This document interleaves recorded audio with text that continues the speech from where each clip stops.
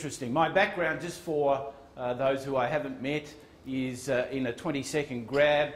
I was involved in a real estate business in Melbourne that I joined at the age of 24. I helped it grow and took it over and built it into a 42-office network by 1992. And in 1992 I made a decision to get out of it and to follow my dream or purpose, which was to help people achieve at their highest level. Initially that was in sales, which grew into management, which grew into leadership, which grew into business coaching, which grew into business mentoring, and it's been a journey along the way as it kept developing. So now I deal with groups of people, small business to big business. I have a lot of connections both here in Australia and overseas. I get a very big picture of what's happening in all places, which we're not often exposed to in this country. We get what the politicians, want to show us, or our newspapers or whatever, but we don't get a whole big picture of what's going on. So the purpose of today is first of all to give you a 20-minute scenario of where we're at, as I see it, and a lot of other people in this country at this time. And the purpose then is to show you or help you or talk with you and share with you in the 45 minutes thereafterwards of how do we get out of where we're at and how do we get the most out of what we've got. So the 45 minutes is the how-tos. This is first of all just an overview of where we're at. So welcome to globalism, where we can't stop compliance with international obligations, we can't stop destruction of the wheat board, competition between nations, we can't even stop New Zealand apples coming in for all the Kiwis amongst us at this particular point of time, jobs going offshore, company takeovers, foreign owners sacking Aussies, plunder of our wealth, and I'll talk a bit more about that later on. And we can't demand payment in anything else than fiat money, which we'll touch on, which is dollars. We can't stop the carbon tax coming, it appears, whether we agree or not. And all of that leads to there's more control taking place in your life and my life and our businesses than ever beforehand. The good news out of all of this is there will be great opportunities. Why will there be great opportunities? Because people come together when things get tough. As we remember a few years ago, or a couple of years ago, when the fires came or the floods in Queensland, what takes place in those times? The community works together because they realise they can't do it on their own. And in fact, that's what we were designed to do, to work together in communities. And again, we'll talk more about that practically. And the other thing is that the truth always comes out eventually. We might be a bit behind the times as to what is going on, but the truth always comes out. Here's an ex-director of the Reserve Bank, Warren McKibben, who retired from the board a couple of months ago, saying we have a global economic train wreck approaching, in essence. And this is a Reserve Bank man. And for people who would like a copy of this, I've got all the references and all the stats and all the rest, and I'm very happy to send that on to you. Australia's national debt is now threatening to crash through the $1 trillion mark. We're about $600 billion at this particular time, but with the things in place the government has to try to stimulate the economy over the next 2 years, we're likely to go through the $1 trillion mark. We're only about $30 trillion behind the US. Recent Treasury analysis of the flow of cash in and out of the country shows net foreign debt could reach 85% of gross domestic product in the next decade, up from about 60% now. And if you think that's bad, you know, the US, for those and many other countries, I use the US because it's quite topical at the moment, you would know that the interest payments on US borrowings are more than their gross domestic product. So whatever they produce this coming year is gone already in interest payments on their borrowings. And we wonder why they're in trouble. Australia's GDP was 1.2 trillion last year. Treasury figures show government debt will reach 153 billion in the next 3 years. So our government debt has gone from where over the last 15 odd years to where we're in, we had plenty of stuff in the bank, through to now where, we're up there. We're in the top 20 countries where we're not in the top 10 by way of debt. We're running at about 18, 19. But basically our debt is quite substantial. Just to gives you an overview of how it's increased, we're basically spending $100 million a day more than we produce at the moment. That's as a government. Now let's just talk about our personal debt. So our personal debt is the highest in the world per capita, and the average Australian owes $56,000 per person per child, as against the average US citizen owes around $44,000. So in credit card and debt, housing, mortgage, etc., that's where the average Australian is at this particular point of time. It's actually dropping away a bit at the moment because in the last 6 months people have realised we can't keep going this way, we're just not going to spend as much as what we are, we need to get rid of some of our debt and pay it down. So there's a realisation now, and savings, the curve is starting to increase. But we're still a long way behind. A lot of our debt in this country is housing debt. And indeed it's interesting when you look at the figures, in the average cost of a home in Australia, which is around about $450,000, $550,000, about $370,000 is just government taxes. That's in average. To build a home, around $370,000 is in extra government taxes. Okay? So we wonder how we got to so much debt. And our household debt has just kept increasing. So anybody noticed your household expenses have been going up over the last period of time? Like your AGL, your electricity bill, your gas bill, all those other bills, let alone all the other expenses that we've had. So, according to, this is a little statement from Robert Gottliebsen, Australian economy may be resilient but will not escape the fallout of the world debt that we have got. And we know the world debt is gigantic at the moment. So America doesn't have an answer, so they just print more money or find more ways to make more borrowing so they exist a bit longer. Greece has not got an answer. Iceland is broke. Italy is on the way. England is not far from it. And in the top 10 countries in the world, most of them are in dire straits in borrowings that they have. And we kept getting told it's okay, we're different in this country. Okay? We have a mining boom. Here's Gottliebsen. Have no doubt global share market carnage will hit domestic economies in most Western countries, including Australia, the US and Europe. Okay? It's happening, we're seeing it now, we're seeing huge swings of up and down at the moment in the marketplaces. What did we drop last week, Michael? 3-4%. Back up 2% yesterday. There's these huge swings taking place, but there's, and we react to what's happening in the world marketplaces over the time. And there's no pattern to it at this particular point of time. So our government's answer, here's one thing they've just done. They've issued covered bonds. That means the banks can issue more money and they'll guarantee it. Very interesting.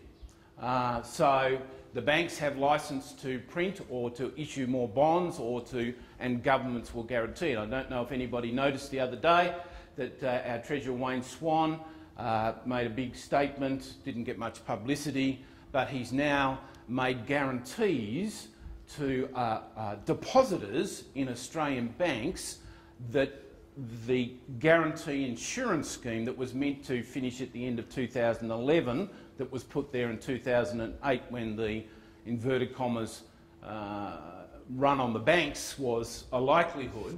He's now come out 2 weeks ago and said, I'm going to extend that guarantee for another 2 years. So people with up to $250 million in the bank would get an extra guarantee, an extra 2 years of guarantee. But we're all safe, there's no worries in Australia, you know, we've got a mining boom taking place, we're all okay. And my question was, well, if that's, why would you extend the guarantee? Something didn't compute there. What are covered bonds? They're effectively securitized asset, but instead of being sold to third-party investors, they remain on the bank's balance sheet, for those who haven't watched. So carbon tax. So carbon tax is something that we'll bring in to try and increase the amount of money to pay off the debt that our governments have already created. And I don't think we're going to get a new TV, but who knows at this particular thing. The answer is, the government really doesn't have an answer either. So they're saying to us that we've got guarantees, that we've got a strong mining boom taking place, and that's great. That's true that we're doing well in selling some of our mining things, in particular to China. We're very dependent upon China. And that affects about 10 to 15% of Australian business. So if you're involved with mining or any part of the ongoing processionary effect of mining, you'll be doing fairly well or have an increasing ongoing business. Okay? If you're in the balance of 85%, how do you think it's going? Tell me what's happening as you see it in the marketplace overall. The retailers. Obviously, the doldrums of shops closing down the main street. So, retailers, tough times, you know, things aren't working too well, not going too well. Tourism, so. Tourism is, you know, hey, go to Port Douglas. You know, cheapest holiday in Australia at the moment, Port Douglas. You can get up there and back for 2 weeks for $1,000, including accommodation. Exporters are headed pretty hard. Yeah, exporters are really struggling, aren't they? Yeah, it's hopefully the dollar coming back will help them a bit, but they've had a year of really tough times. And retailers, we know, I don't know what's happening up here, but you know, there's a lot of retailers that are closing the doors. It's just the turnover's not there, etc., etc. But you know, for me, some of them don't make sense, or they didn't make sense. So people like Colorado and Borders bookshops. Who else are some of the chains that have? Do you understand why they have had severe problems? Partly technology. So what's happened during this expansionary time? Everything's going well, so we borrow more to expand, increase, more stock, this, that and the other. Now, I don't know about Bunnings, but I know margins in the hardware industry are quite small, aren't they? It takes a huge turnover to keep the business going. So all of a sudden, things start to get a bit tight, people have become a bit worried, decide not to spend so much, and your turnover drops 10%. 10%. Do you realise what that can do if you've built a business expanding on debt that has interest, staff, commitments? A 10% drop in turnover can cruel you in 2 or 3 months. So Borders, Colorado were on that same trail too, as have been some of our other big ones like Harvey Norman and IKEA, etc. It's interesting, Harvey Norman, where do they make their money? Franchising their space. Selling their space off on the floor. That's how they make their money, nothing to do with selling retail goods. Just Jerry gets up there and says, I'm worried about retail goods selling, because he can see the fall away over it. So it's a really interesting time. Now, of course, that only applies to those big companies. What about us? What have we done in the last 5 or 6 years, 7 years, 8 years, 15 years. Spent. Okay? And of course we all listen to the gurus about how you become rich. You've all been to that seminar? That seminar has been here. So what do we do in order to become rich? Borrow. Hock yourself up to the hilt. Borrow 95 or even 100% of what you can to buy your investment property. Don't buy one investment property, buy 7. Or 17 or 19 in a year was one of our speakers at one particular time, a couple of years ago. And I'm going, hold on. Oh, no, John, you don't understand. This is how you become wealthy. Okay? I'm now dealing with some of those people who all of a sudden can't service that extra debt that they have. All of a sudden the bank's saying, I'm a bit worried, you better make some decisions. In fact, your family house is looking pretty good for sale. And it's interesting that last month in Melbourne there were some 800 recorded mortgagee takeovers from banks. They were the recorded ones, and there'll be double or triple that will be in the position of having to sell by force. The bank just saying, look, we're not going to take you over, but we suggest that you get rid of it. We need our debts paid back. Don't know what it's like up here, but somebody told me that probably 1 in 12 properties are on the market at the moment. It's happening. Why? Because we've built this huge debt. Now we don't know what to do with it. Okay? So what is the answer? What do we do? Is there a different... Well, you know, people say, John, do you ever get sick of giving the bad news? And I say, look, I don't really want to tell people some of the things I know. But I tell you this, if you don't know what's coming, then you're just going to be washed away like everybody else gets washed away. If you do know what's coming and you understand that this is a global thing that will affect Australia, you can get ready for it. And there are ways where you can prosper in this time. Must be the local newspaper. Where is he? And you've got to know how to do it, because the ways we've been doing it haven't worked. Because the ways we've been doing it are all up to you. And the greatest lie we've bought, if it is to be, it's up to me. Okay? I am. It's all about me. And if you try to do it on your own, it's difficult. Not to say it can't be done, it's difficult.